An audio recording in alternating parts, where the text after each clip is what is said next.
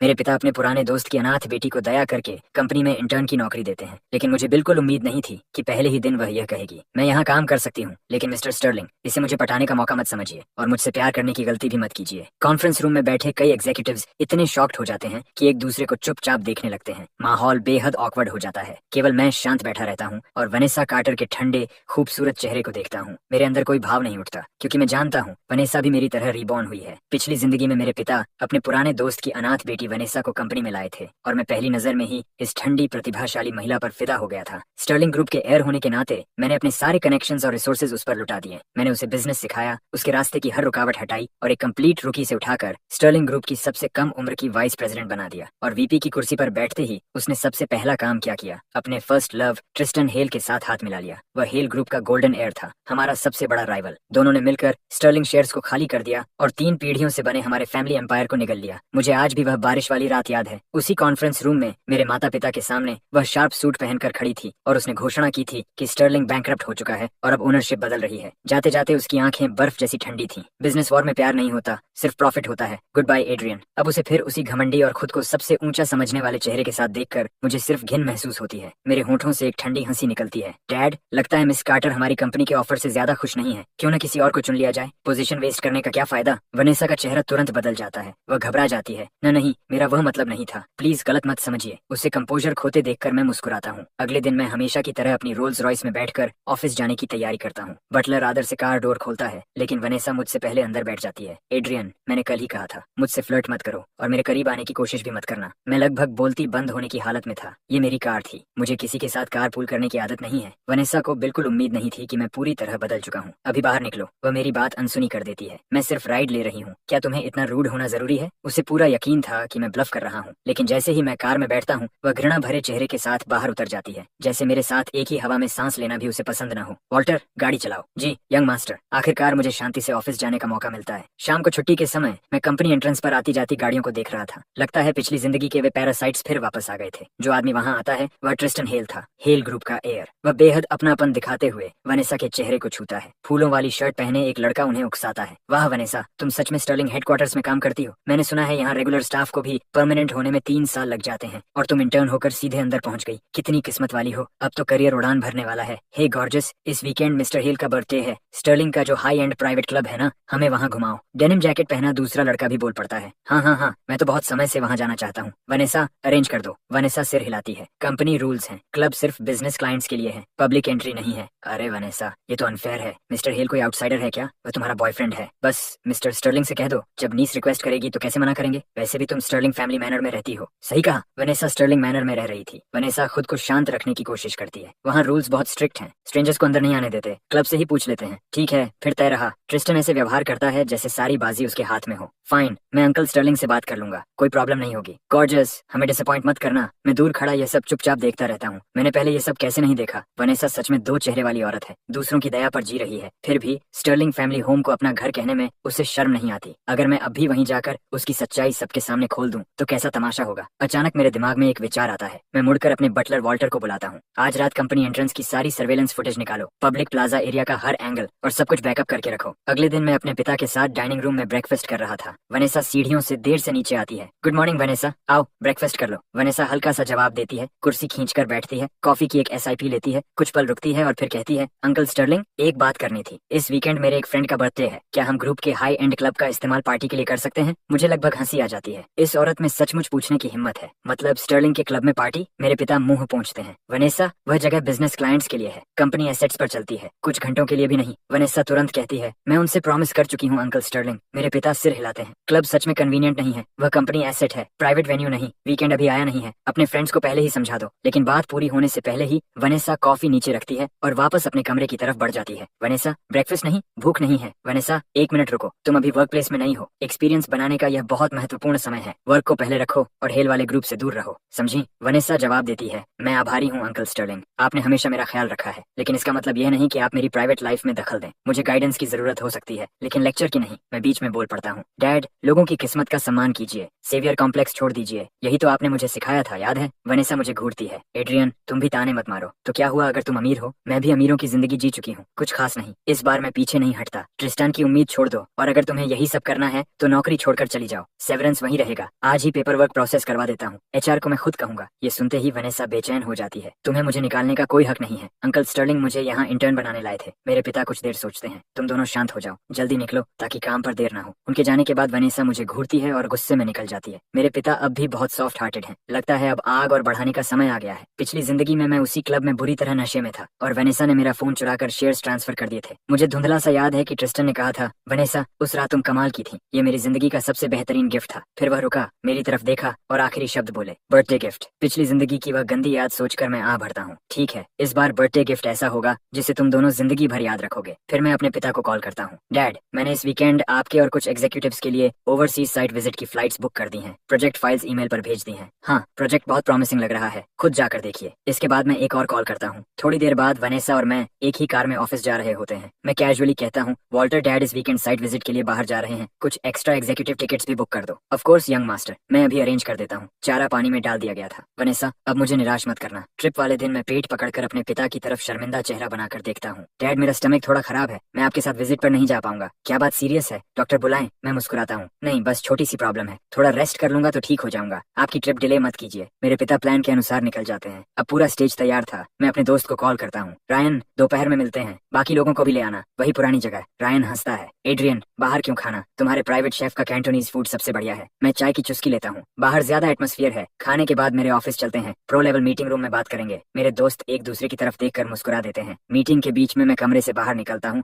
और फोन पर office surveillance खोलता हूँ। वही पैरासाइट्स मेरे ऑफिस में घुसे हुए थे और हर चीज टटोल रहे थे। गाइज, देखो मुझे क्या मिला। वे कंपनी के ट्रेड सीक्रेट्स की फोटोज खींच रहे थे। तभी वॉल्टर का कॉल आता है। यंग मास्टर, मिस कार्टर के फ्रेंड्स आपके ऑफिस में घुस गए हैं, फाइल कैबिनेट्स भी देख रहे हैं, क्या उन्हें रोकूं? मैं हंस पड़ता हूँ। कोई बात नहीं, वीकेंड है, उन्हें आराम करने दो। फाइल्स पर थोड़ा नजर डाल लेने से क्या होगा? सर्वेलेंस फुटेज देखते हुए भी मुझे घिन महसूस होती है। वनेसा, अब मुझे निराश मत करना। इस बीच मैं अपने दोस्तों की मेहमान नवाजी करता रहता हूँ। तुम लोग खाना खा चुके? मेरा ऑफिस ठीक ऊपर है, चलो चलो चलो चलो, देखना है इस बार तुमने कौन सा नया प्रोजेक्ट तैयार किया है। इतना कहकर मैं अपने दोस्तों को लेकर ऑफिस की ओर बढ़ता हूँ। असली शो तो अब शुरू होने वाला था। यंग मास्टर, हेल ग्रुप को नीचे वाले लाउंज में ले जाया गया है। मिस कार्टर और मिस्टर हेल अभी भी आपके ऑफिस के इनर लाउंज में हैं। Inner lounge? मैं अपने दोस्तों की ओर मुड़ता हूँ। दोस्तों, मेरा अंदाजा है कि वे दोनों उस ऑफिस में बिजनेस प्लान्स पर बात कर रहे हैं। मैं तेजी से ऑफिस की ओर बढ़ता हूँ, दरवाजा खोलता हूँ और सचमुच दोनों एक दूसरे में उलझे हुए मिलते हैं। वह इंटर्न वनेसा आपके ऑफिस में क्यों है? और हेल ग्रुप का ट्रिस्टन हेल, वह आपकी कंपनी में क्यों है? यहाँ आखिर हो क्या रहा है? मुझे तो कुछ समझ नहीं आ रहा। अगर मैं कुछ फोटोज ले लूँ तो कोई दिक्कत? और मैं तुरंत कई तस्वीरें खींच लेता हूँ। ट्रिस्टन का चेहरा गुस्से से लाल हो जाता है। मरना है क्या? अभी यहाँ से निकल जाओ। तुम होते कौन हो हमें स्टर्लिंग की अपनी जमीन से निकलने को कहने वाले? ट्रिस्टन चिल्लाता है, ये प्राइवेसी का इन्वेजन है। मैं हंस पड़ता हूँ। अच्छा, तो तुम्हें इन्वेजन ऑफ प्राइवेसी का मतलब पता है? फिर तो बात आसान है। मैं वनेसा की तरफ मुड़ता हूँ। वनेसा, तुमने तो कमाल कर दिया। लोगों को मेरे ऑफिस में लाकर फाइल्स खंगाल रही हो, ट्रेड सीक्रेट्स चुराने की कोशिश कर रही हो। क्या तुम उसे इतना पसंद करती हो? तो फिर स्टर्लिंग के शेयर्स भी उसे दे दो। अब अपने बॉयफ्रेंड को लेकर तुरंत स्टर्लिंग से निकल जाओ। ये सुनकर ट्रिस्टन हैरानी से वनेसा की तरफ देखता है। ये सब क्या है? तुमने तो कहा था कि स्टर्लिंग्स तुम्हें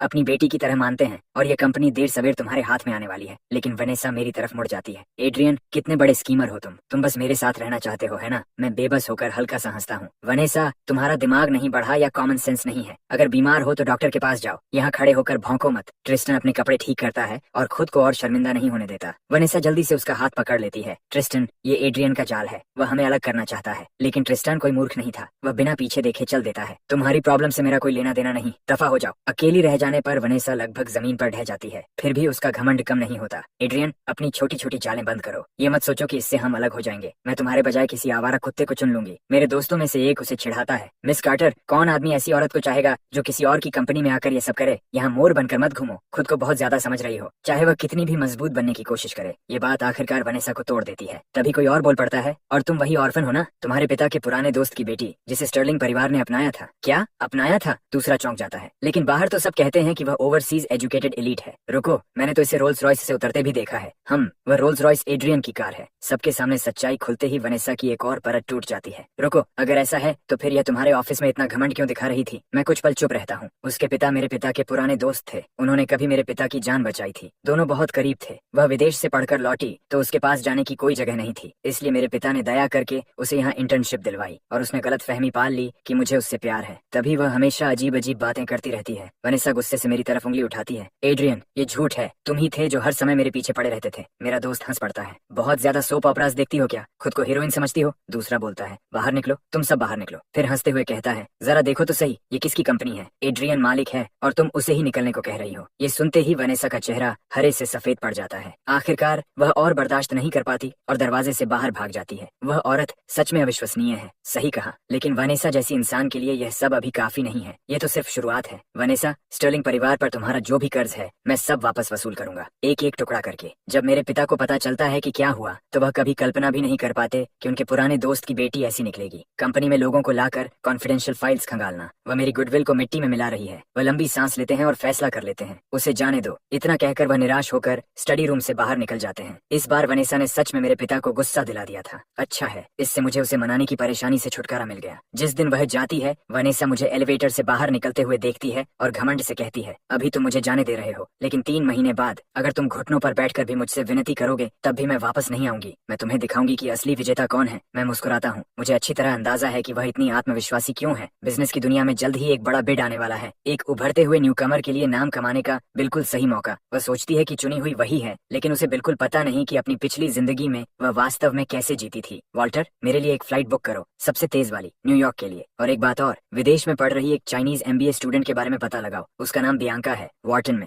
जी, उसका कॉन्टैक्ट ढूंढता हूँ। कुछ दिनों बाद न्यूयॉर्क के कैफे में मैं बियांका से मिलता हूँ। स्टर्लिंग ग्रुप की एयर, दुनिया के दूसरे छोर से उड़कर एक ऐसी MBA स्टूडेंट को ढूंढने आना जिसने अभी ग्रेजुएशन भी पूरी नहीं की। तो बात क्या है, मैं सीधे मुद्दे पर आता हूँ। बियांका, एक बड़ा गवर्नमेंट कॉन्ट्रैक्ट बिड आने वाला है। मुझे किसी ऐसे व्यक्ति की जरूरत है जो उसकी जिम्मेदारी उठा सके, न कि उस कंपनी की जिसमें तुम अपनी पिछली जिंदगी में काम करती थी। यह एक नई इन्वेस्टमेंट मैनेजमेंट फर्म है जिसे मैंने अभी स्थापित किया है। पिछली जिंदगी शब्द सुनते ही वह सतर्क हो जाती है। तुम क्या जानते हो? मैं मुस्कुराता हूँ। मैं जानता हूँ कि हमारी पिछली जिंदगी में जीतने वाली तुम्हें होना चाहिए था। और तुम मुझे क्या ऑफर करते हो? स्टार्टअप कैपिटल, पूरी डिसीजन मेकिंग पावर और एक निष्पक्ष मंच। कोई इनसाइडर डील्स नहीं, कोई फेवर्ड कनेक्शंस नहीं, सिर्फ मेरिट और कुछ नहीं। बियांका संतुष्ट होकर सिर हिलाती है। डील। बिड के दिन बियांका और मैं साथ में वेन्यू पहुंचते हैं। जैसे ही हम कार से बाहर निकलते हैं, एंट्रेंस पर हंगामा सुनाई देता है। मुझे शॉर्टलिस्ट नोटिस क्यों नहीं मिला? इवैल्यूएशन ग्रुप डिसीजन था। जजिंग रिग्ड है, किसी ने जरूर इसमें छेड़छाड़ की है। एक स्टाफ मेंबर समझाता है कि वनेसा की क्वालिफिकेशंस वास्तव में इस राउंड की रिक्वायरमेंट से कम है। वनेसा मुड़ती है, बियांका और मुझे अपनी ओर आते देखती है और उलझन में पड़ जाती है। एड्रियन, तुम दोनों यहाँ क्या कर रहे हो? लेकिन उसके जैसे किसी से उलझने की जरूरत नहीं। यही तुम हो, तुम चालाक औरत। तुमने कोई गंदी चाल चलकर मेरा प्रोजेक्ट चुरा लिया। बियांका उसकी ओर मुड़ती है। हम सब यहाँ रिबॉर्न हुए हैं, इसलिए मासूम बनने का नाटक छोड़ दो। पिछली जिंदगी में अगर एड्रियन ने तुम्हारी मदद नहीं की होती तो तुम्हारी क्वालिफिकेशंस के साथ तुम पहला स्क्रीनिंग राउंड पार करने के लिए भी संघर्ष करती।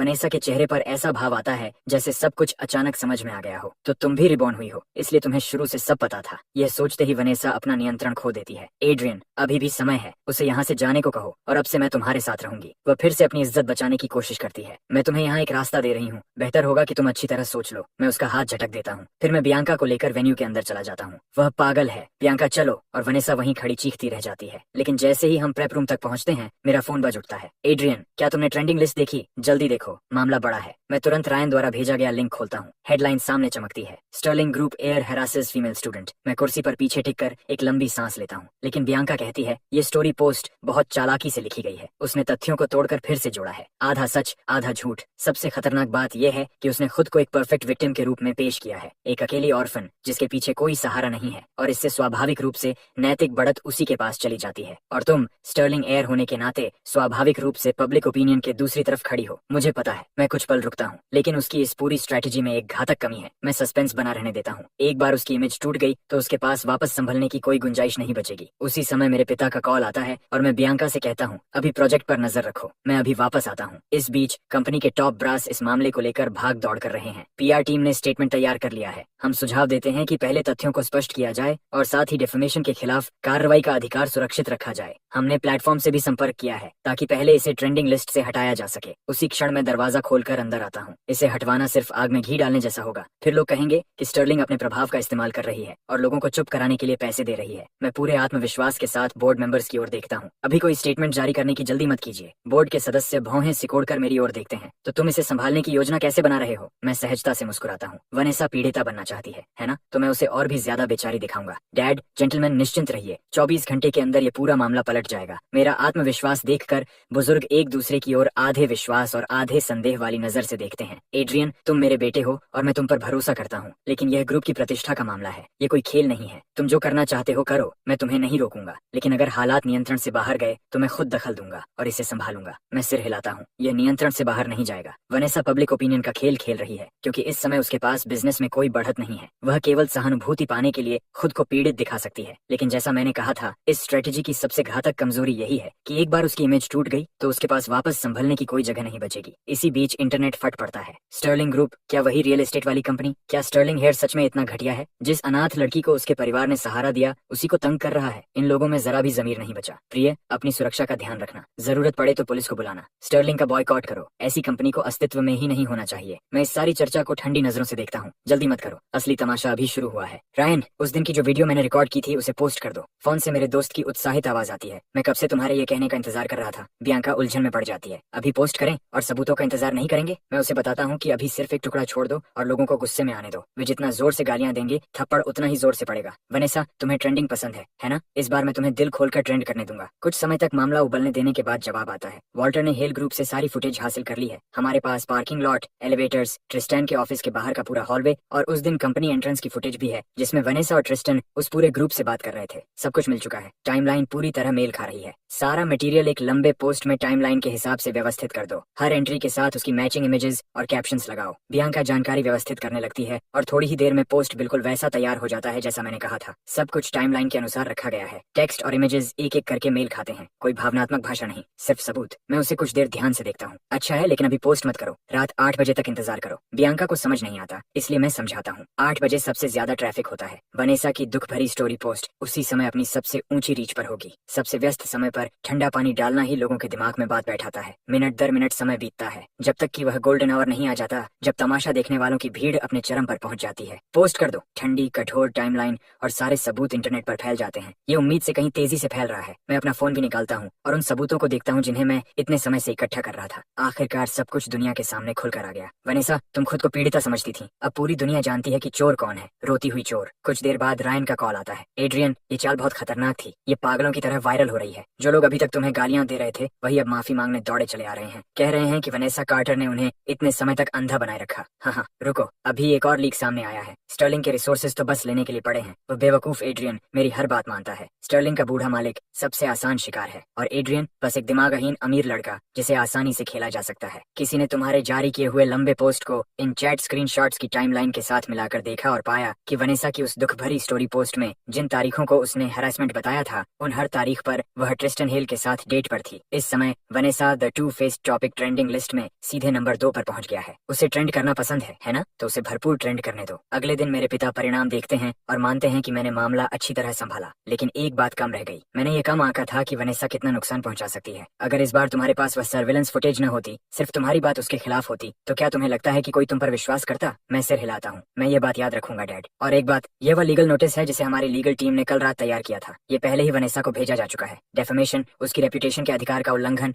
और ट्रेड सीक्रेट्स की चोरी का प्रयास। 3 आरोप उसे पूरी तरह दबाने के लिए काफी हैं। मैं अपने हाथ में पकड़े नोटिस की ओर देखता हूँ और पूछता हूँ, डैड, वनेसा के पिता ने कभी आपकी जान बचाई थी। क्या आप सच में यह सब कर सकते हैं? मेरे पिता कुछ देर चुप रहते हैं, फिर मेज पर रखी पुरानी फोटो की ओर देखते हैं। मेरा पुराना दोस्त मेरा कॉमरेड इन आर्म्स था और वही आदमी था जिसने मेरी जान बचाई थी। अगर वह आज जिंदा होता तो मैं वह कर्ज चुकाने के लिए अपना सब कुछ दे देता, लेकिन उसकी बेटी वह नहीं है। मेरा कर्ज उसकी जिंदगी का है, वनेसा का नहीं। उसने सीमा पार कर दी है। उसने इस कंपनी की नींव पर हमला किया है। मेरे पिता कुछ पल रुकते हैं। यह अब कोई व्यक्तिगत दुश्मनी नहीं रही। ज्यादा समय नहीं बीतता कि कंपनी के भीतर यह खबर फैल जाती है। एक खबर है जो तुम्हें दिलचस्प लग सकती है। हेल ग्रुप ने आज सुबह सबसे पहले एक इंटरनल मेमो जारी किया है। वनेसा की इंटर्नशिप आधिकारिक रूप से रद्द कर दी गई है। उसी समय हेल ग्रुप के ऑफिशियल अकाउंट के माध्यम से ट्रिस्टन ने एक पब्लिक स्टेटमेंट जारी किया। ट्रिस्टन जैसा अमीर एयर, थोड़े समय के संबंध की बात अलग है, लेकिन वह उसके लिए पूरी बिजनेस वर्ल्ड को अपने खिलाफ नहीं करेगा। और एक बात, मीडिया ने वर्षों के दौरान ट्रिस्टन की हर गर्लफ्रेंड की सूची भी निकाल ली है। मॉडल्स से लेकर इन्फ्लुएंसर्स और हेरेसिस तक उनकी एक लंबी सूची है। रिपोर्ट्स में बताया गया है कि इस वीकेंड उसका बर्थडे पार्टी हमेशा की तरह हुआ। उसके साथ एक नई लड़की थी और पूरे समय वनेसा का एक बार भी जिक्र नहीं हुआ। कुछ ही देर बाद वनेसा की प्रतिक्रिया आती है। वही है। जैसे ही मैं कॉल उठाता हूँ, गालियों की बौछार शुरू हो जाती है। एड्रियन, आखिर तुम चाहते क्या हो? मुझे कोने में धकेलकर तुम्हें खुशी मिलती है ना? ठीक है, अगर मैं अभी माफी मांग लूं तो मैं स्टेटमेंट जारी कर दूंगी। मैं साफ कर दूंगी कि ये सब एक गलत फहमी थी। बस लीगल टीम से कहो कि केस वापस ले ले।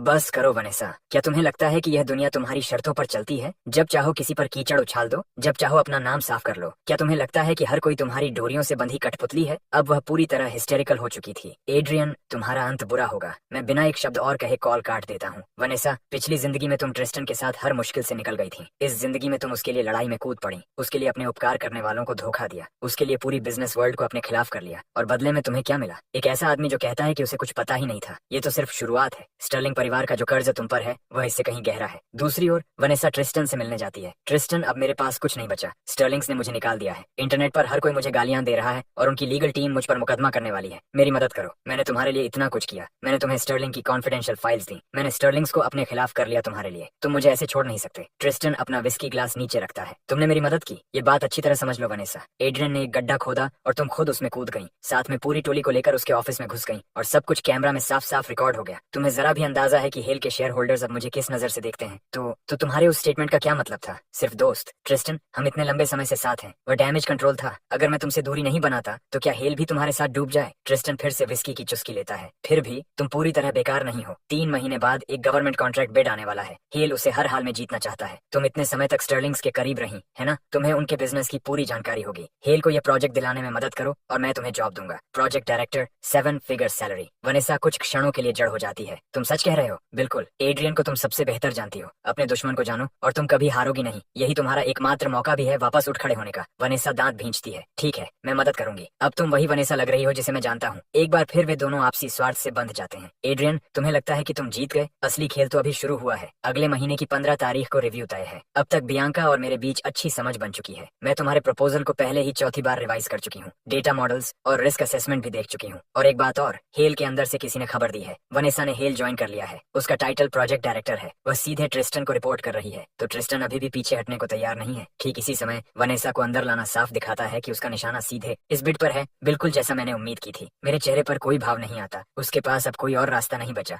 हेल ही एकमात्र जगह है जहाँ वह जा सकती है। बियांका सहमति में सिर हिलाती है, लेकिन उसके चेहरे पर चिंता की एक हल्की झलक बनी रहती है। वह हमारे बारे में बहुत कुछ जानती है। उसने कभी कोर डेटा को नहीं छुआ, लेकिन हमारी बिजनेस स्ट्रेटेजी, हमारी नेगोशिएटिंग स्टाइल, हमारे कनेक्शंस, ये सब वह अच्छी तरह जानती है। मुझे पता है, इसलिए इस बार हम उसे कोई मौका ही नहीं देंगे। मैं उठकर खिड़की के बाहर फैले ऊंचे टावर्स की ओर देखता हूँ। तभी मेरे फोन पर एक और मैसेज आता है। हेल ग्रुप की तरफ से सख्त बयान। बियांका मुस्कुराकर छेड़ती है। लगता है उसने ट्रिस्टन के साथ हाथ मिला लिया है। बिड इवेंट में तुम्हारे साथ मरने मारने की लड़ाई लड़ने को तैयार है। मैं ठंडी आवाज में कहता हूँ, उसे बड़ी बड़ी बातें करना पसंद है, तो मैं उसे अपनी आंखों से दिखाऊंगा कि विनर टेक्स ऑल का असली मतलब क्या होता है। वनेसा, पिछली जिंदगी में तुमने ये प्रोजेक्ट मेरे कनेक्शंस के सहारे जीता था और वहीं से सीधे सफलता की सीढ़ियां चढ़ गई थी। इस जिंदगी में तुम प्रोविंस से बाहर निकलने के लायक भी नहीं हो। तुम्हें लगता है कि हेल से चिपक कर खेल पलट दोगी, लेकिन इस दुनिया में हमेशा से सिर्फ एक नियम रहा है, विनर टेक्स ऑल। तुमने कहा था कि असली खेल अभी शुरू हुआ है, तो फिर मैं भी इसे आखिर तक तुम्हारे साथ खेलूंगा। और इस समय मैं सिर्फ एक महत्वपूर्ण व्यक्ति के सामने आने का इंतजार कर रहा हूँ। यंग मास्टर, जिस आदमी के बारे में आपने पता लगाने को कहा था,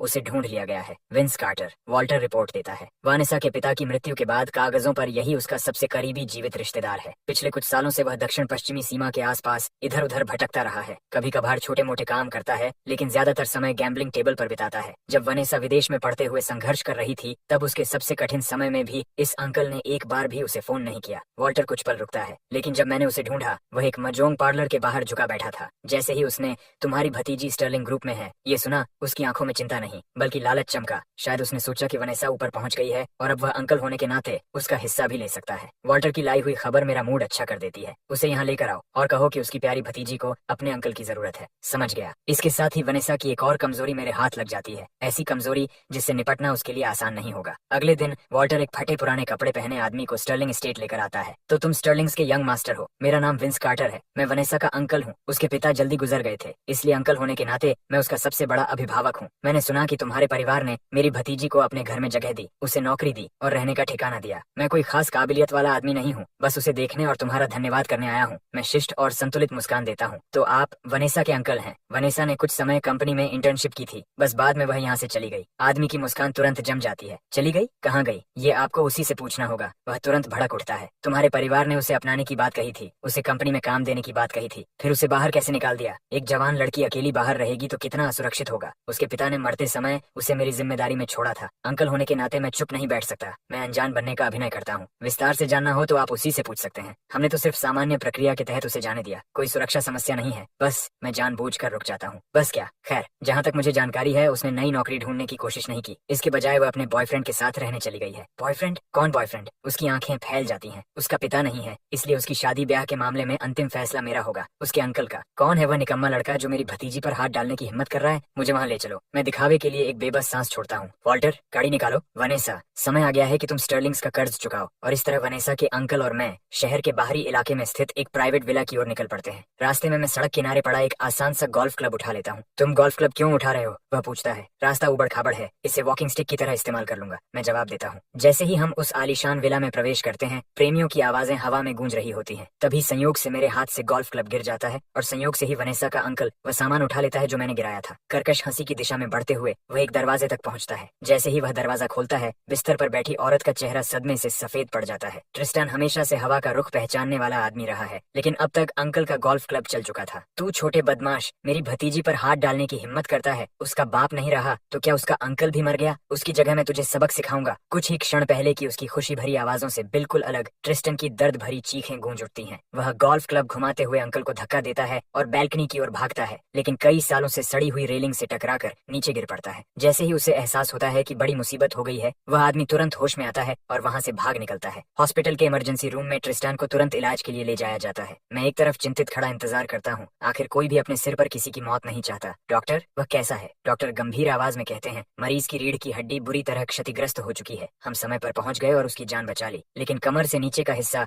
हमेशा के लिए लकवाग्रस्त हो गया है। आपकी मेहनत के लिए धन्यवाद। मेडिकल स्टाफ का धन्यवाद करने के बाद मेरे भीतर भावनाओं की लहर उठती है। तुलना करूं तो लगता है पिछली जिंदगी में मैं तुमसे थोड़ा ज्यादा भाग्यशाली था। कम से कम मेरी मौत जल्दी हो गई थी, और सच कहूं तो मैं चाहता हूं कि तुम अभी काफी लंबे समय तक जिंदा रहो। 100 साल तो आदर्श रहेंगे। तुम्हारे मेडिकल बिल्स भी मैं अपनी जेब से भर सकता हूँ। दूसरी तरफ मिसेस हेल और वनेसा दोनों हॉस्पिटल पहुंचती हैं और एक दूसरे को देखते ही दुश्मनों की तरह भड़क उठती हैं। मिसेस हेल, ये मेरी गलती नहीं है, ये मेरे अंकल ने किया। जाकर मेरे अंकल से बात कीजिए। ये सुनते ही मिसेस हेल के भीतर का गुस्सा फट पड़ता है। अगर तुमने मेरे बेटे को अपने जाल में न फंसाया होता तो क्या तुम्हारा अंकल कभी यहाँ आता? अगर उसने मेरे बेटे को न पीटा होता तो मेरा बेचारा बेटा कभी नहीं गिरता। ये सब तुम्हारी गलती है। लेकिन मिसेस हेल पहले ही अपनी सजा तय कर चुकी थी। तुम मेरे बेटे से शादी करोगी और जीवन भर उसकी देखभाल करोगी। वनेसा बिजली गिरने जैसी हालत में खड़ी रह जाती है। नहीं, मैं अभी भी काम करना चाहती हूँ, मैं अपना करियर बनाना चाहती हूँ। मैं मिसेस हेल तिरस्कार से हंसती है। तुम जैसी लड़की को अब कोई अच्छी कंपनी नौकरी नहीं देगी। इस जिंदगी में भाग निकलने का सपना भी मत देखना। जीते जी तुम हेल परिवार की रहोगी और मरने के बाद भी हेल गोस्ट कहलाओगी। वनेसा फिर से अपनी नैतिकता का झंडा उठाने की कोशिश करती है। शादी की आजादी होती है, आप मुझे मजबूर नहीं कर सकती। कर सकती हूँ, शादी नहीं करनी तो पैसे दो। मिसेस हेल एक एक कदम आगे बढ़ती है। मैंने हिसाब लगा लिया है, हमारे परिवार को 30 मिलियन दे दो और बात खत्म। जब वनेसा और ट्रिस्टन ने अपने रिश्ते को सार्वजनिक किया था, तब ट्रिस्टन की माँ भविष्य की सास होने के नाते एक बिजनेस टॉक शो में आई थी और वनेसा पर प्यार बरसाया था, उसे अपनी बेटी जैसा बताया था। किसने सोचा था कि कभी यह सास और बहू जैसी जोड़ी इस हालत तक पहुंच जाएगी? 30 मिलियन, क्या मजाक है। विंस और वनेसा मिलकर 300,000 भी नहीं जुटा सकते थे, और विंस के स्वभाव को देखते हुए वह तो न जाने कब का गायब हो चुका होगा। मैं पास आकर आग में घी डालता हूँ। क्या मैं पुलिस को बुला दूं? अगले दिन मिसेस हेल गुस्से में स्टर्लिंग ग्रुप पहुंचती है। स्टर्लिंग्स कहाँ है? तुम्हारे परिवार ने हमारे बेटे की यह हालत कर दी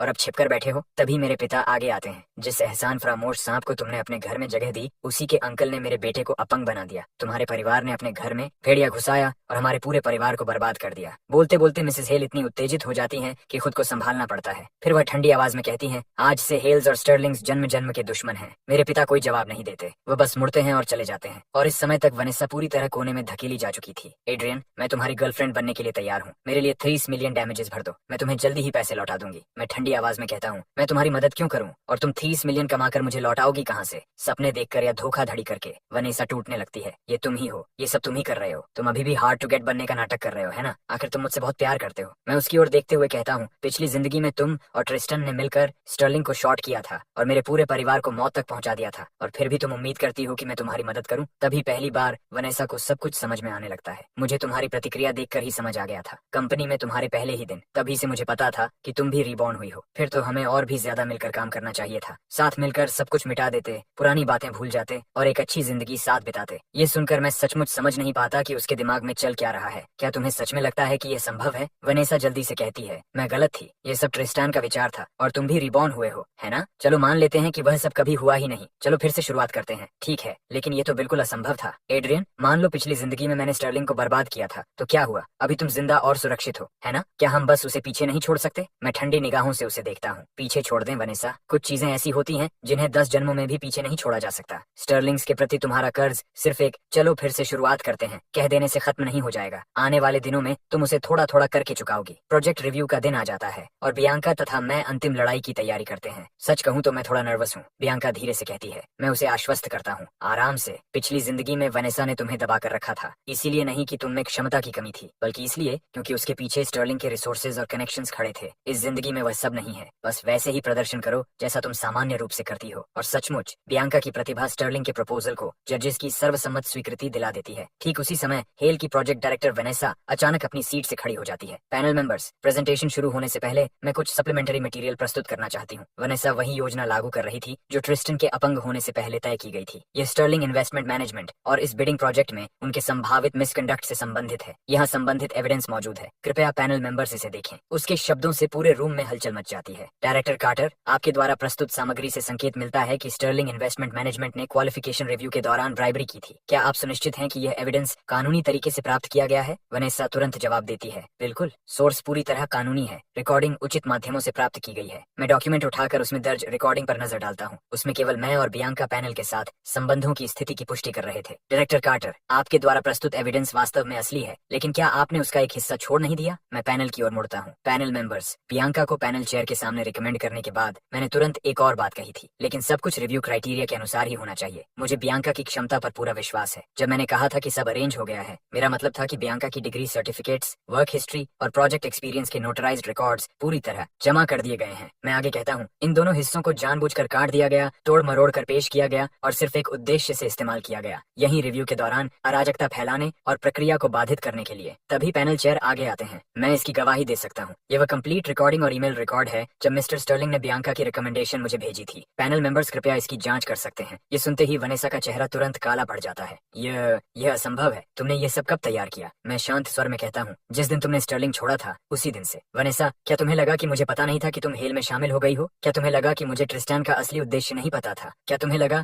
कि मैं अंदाजा नहीं लगा सकता था कि रिव्यू के दौरान तुम कोई चाल चलोगी? मेरी आवाज और ठंडी हो जाती है। पिछली जिंदगी में तुमने इन्हीं तरीकों का इस्तेमाल करके स्टर्लिंग की फाइल्स चुराई और ट्रिस्टन को बिड जीतने में मदद की। इस जिंदगी में क्या तुम्हें सच में लगा कि मैं तुम्हें वही मौका दोबारा दूंगा? पैनल तुरंत फैसला सुनाता है, इस तथ्य को ध्यान में रखते हुए कि हेल ग्रुप ने रिव्यू के दौरान मलिशियसली एडिटेड फॉल्स एविडेंस प्रस्तुत किया और प्रक्रिया की निष्पक्षता को प्रभावित करने की कोशिश की। रिव्यू रूल्स के अनुसार मैं हेल ग्रुप को इस बिड से अयोग्य घोषित करता हूँ। कमर से नीचे लकवाग्रस्त ट्रिस्टन के पास एक असहज और शर्मनाक वापसी के अलावा कोई विकल्प नहीं बचता। जाते समय वनेसा मुझे घृणा और क्रोध से भरी नजर से देखती है। मैं उसकी ओर ध्यान तक नहीं देता। इसके बजाय मैं बियांका को संकेत देता हूँ कि वह अंतिम डिफेंस प्रस्तुत करे। बियांका आत्मविश्वास से आगे बढ़ती है। धन्यवाद पैनल मेंबर्स। अब मैं औपचारिक रूप से स्टर्लिंग इन्वेस्टमेंट मैनेजमेंट का फाइनल प्रपोजल प्रस्तुत करूंगी। आखिर में बियांका स्टर्लिंग ग्रुप को भारी अंतर से बिड में पहला स्थान दिला देती है। वनेसा, पिछली जिंदगी में तुमने ये प्रोजेक्ट मेरे कनेक्शंस के दम पर जीता था। इस जिंदगी में कोई बैकरूम डील्स नहीं है, यहाँ सिर्फ मेरिट बोलता है। ये जीत पूरी तरह साफ और निष्पक्ष है। बिजनेस की दुनिया वास्तव में ऐसी ही होनी चाहिए। कुछ समय बाद वनेसा अपने कर्ज चुकाने का एक नया तरीका ढूंढ लेती है। मिस कार्टर, मैंने सुना है कि तुम पहले स्टर्लिंग में थी। वह तो बहुत बड़ी कंपनी है, फिर तुम्हारी हालत ऐसी कैसे हो गई? वनेसा बनावटी मुस्कान के साथ कहती है, मिस्टर कैलवे, पुरानी बातों को छोड़ दीजिए। आपने जिस प्रोजेक्ट का जिक्र किया था, प्रोजेक्ट आसान है, आसान, लेकिन मिस कार्टर जैसी खूबसूरत महिला कोई भी प्रोजेक्ट हासिल कर सकती है। बस ये इस बात पर निर्भर करता है कि उसे साथ निभाना आता है या नहीं। वनेसा अनिच्छा से ड्रिंक पी जाती है, लेकिन कुछ ही देर बाद वह इसे और सहन नहीं कर पाती और घबरा कर वहाँ से निकल भागती है। जैसे ही वह बाहर आकर सांस ले रही होती है, उसकी नजर बियांका और मुझ पर पड़ती है, जो सामने वाले प्राइवेट रूम से बाहर निकल रहे होते हैं। तुम लोग मेरा पीछा कर रहे हो, लेकिन बियांका सिर्फ एक लंबी सांस छोड़ती है। तुम्हें सच में पहले किसी डॉक्टर को दिखाना चाहिए। वनेसा तुरंत भड़क उठती है। डॉक्टर को दिखाऊं? ये सब तुम्हारी वजह से हुआ है बियांका। तुमने मेरा प्रोजेक्ट चुरा लिया, तुमने मेरी जिंदगी चुरा ली। वह पागलों की तरह अपना बैग हमारी तरफ फेंक देती है, लेकिन हम आसानी से बच जाते हैं। शोर सुनकर आसपास के रूम से लोग बाहर झांकने लगते हैं। उनमें से किसी की नजर बियांका पर पड़ती है। बियांका, सच में बियांका, मैंने इन्हें फाइनेंस मैगजीन्स में देखा है। मिस बियांका, क्या हम एक फोटो ले सकते हैं? हमारी कंपनी में आपके बिजनेस केसेस पढ़ाए जाते हैं। देखते ही देखते बियांका बिजनेस वर्ल्ड के प्रशंसकों से घिर जाती है और सबका ध्यान उसी पर केंद्रित हो जाता है। ये दृश्य देखकर वनेसा को अपनी पिछली जिंदगी याद आ जाती है। इसमें ऐसा क्या खास है? ये बस प्रोजेक्ट ही तो चलाती है, जैसे और किसी ने कभी सफलता हासिल ही न की हो। हट जाओ सब। तभी लोगों का ध्यान वनेसा पर जाता है। ये कौन है? कोई पागल लगती है। ये सुनते ही वनेसा फिर से भड़क उठती है। मैं बिजनेस वर्ल्ड की लेजेंड हूँ, तुम सब कचरा हो। गुस्से में बेकाबू वनेसा को किसी ने धक्का दे दिया और वह जमीन पर गिर पड़ी। अपने सामने उस भीड़ को देखकर, जिसका वह अब हिस्सा नहीं रही थी, वनेसा के भीतर संघर्ष करने की आखिरी इच्छा भी खत्म हो जाती है। चलो, मैं कहता हूँ, क्लब स्टाफ इसे संभाल लेंगे। सब लोग चले जाते हैं और वनेसा अकेली वहीं बहुत देर तक बैठी रह जाती है। कुछ समय बाद मैं एक नर्सिंग होम पहुंचता हूँ। मिस्टर स्टर्लिंग, आप फिर मिस्टर हेल से मिलने आए हैं। मिस्टर हेल की रिकवरी हाल ही में काफी अच्छी रही है और उसका सबसे बड़ा कारण निश्चित रूप से आपकी व्यवस्था है। जैसे ही वार्ड का दरवाजा खुलता है, एक तेज बदबू बाहर फैल जाती है। ट्रिस्टन बिस्तर पर पड़ा है, बढ़ी हुई दाढ़ी और थके हुए चेहरे के साथ उसके पुराने व्यक्तित्व का कोई निशान नहीं बचा। माफ कीजिए मिस्टर स्टर्लिंग, पिछले कुछ दिनों दिनों से हम बहुत व्यस्त थे और मिस्टर हेल को नहला नहीं पाए। मैं अभी किसी को भेजता हूँ। मैं सिर हिलाता हूँ। कोई बात नहीं, मुझे पता है यहाँ आपके लिए भी हालात आसान नहीं है। डायरेक्टर राहत की सांस लेता है। मिस्टर स्टर्लिंग कितने वफादार और दयालु हैं। उनके अपने माता पिता भी अब उनसे मिलने नहीं आते, फिर भी मिस्टर स्टर्लिंग ने अपनी जेब से पैसे देकर उन्हें यहाँ रखा है। सचमुच एक जीवित संत। अंदर ही अंदर मुझे हंसी आती है। अगर मुझे यह न पता होता कि यह जगह सिर्फ पैसे लेती है और कुछ नहीं करती, सिर्फ इतना सुनिश्चित करती है कि आदमी जिंदा रहे, अच्छा नहीं जिए, तो मैं ट्रिस्टन को यहाँ क्यों भेजता। और एक दूसरे वार्ड में वनेसा पड़ी हुई है। मिस कार्टर अपने होम टाउन लौटने के बाद बिल्कुल अकेली रह गई थी। उनके पास कोई नहीं था। कुछ समय बाद वह गंभीर रूप से बीमार हो गई और उनकी देखभाल करने वाला भी कोई नहीं था। जब उन्हें यहाँ लाया गया तब तक बीमारी अंतिम चरण में पहुंच चुकी थी। डॉक्टर का कहना है कि उनके पास अब ज्यादा समय नहीं है। अलविदा वनेसा। पिछली जिंदगी में तुम स्टर्लिंग के बोर्ड रूम में खड़ी हुई थी और मेरे माता पिता के सामने स्टर्लिंग की बैंकरप्सी की घोषणा ऐसे की थी जैसे कोई वसीयत पढ़ रही हो। तुमने कहा था बिजनेस में प्यार नहीं होता,